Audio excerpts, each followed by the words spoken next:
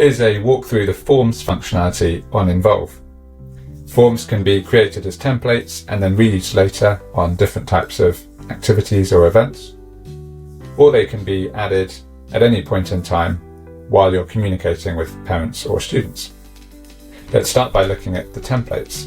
So head to the school area and look for the Forms option on the left.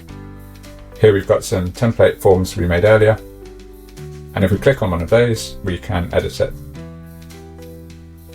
Let's add a form from scratch. We click Create in the top right-hand corner, and we have two types of forms. The only difference is that in consent forms, the first question is always in a fixed consent format and will feed neatly into other pages, like the list of pupils who are eligible to attend a trip. Let's create a standard form for now. So we give it a title and a description, and then we can add any one of 8 different question types to our form. So we have different types of text where we can put a title as well as a description field. And note that any of these questions can be set as required ones. Finally, we have a special type of question, which is a payment. And this is perfect for adding something like a trip deposit. So we type in the amount, and we can also include an accounts code, which makes it easy to reconcile the payments that come in later on. We'll save that form, and it's added to our list of templates. Let's now head back to our own calendar of events and send this form out. On any event where we have the communication area on the right, simply click Send a Form button, and you can pick from any of your template forms. This is also the point where you could click to create a new form just for this event. We have a chance to modify the form before it's sent, and any changes we make here are just made for the form we're sending out here. They won't affect the original template. We can even preview the form before we send it off.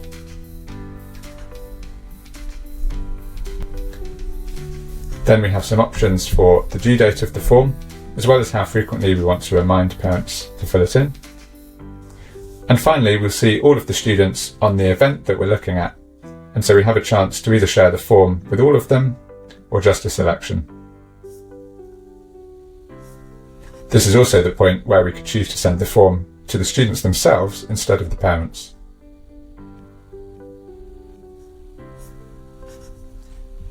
We'll click Send, and the form has been sent. The relevant people are notified by email or push notifications if they're using the app. Within any event, we can use the Form Responses tab to view all those responses as they come back in from parents.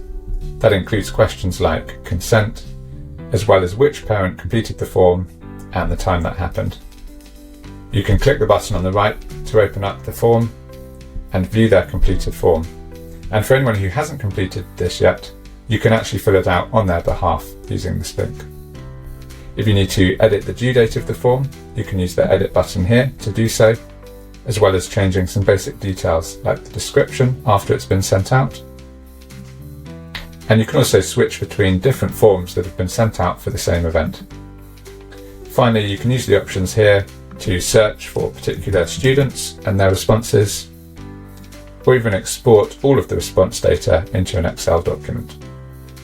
And if you need to send this form to other students who you didn't originally include, you can click the plus button here and select those students. If this was a parent form, this would be sending to the parents of the selected students. Note that your overall trip or fixture pack also includes all of those form responses in the downloaded document file. Forms can also be sent when we're sending a message directly to any pod or group of students, either using the direct message option here and the form icon in the messenger, or directly on any student or pod using the direct message button here. Lastly, it's easy to see all of your forms in one place.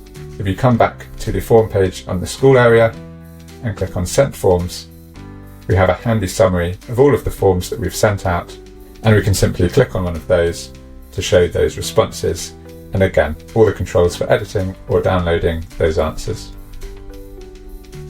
That's our whistle-stop tour through forms. Forms relate closely to payments, so if you're using those and you haven't watched that video yet, it might be worth doing so now.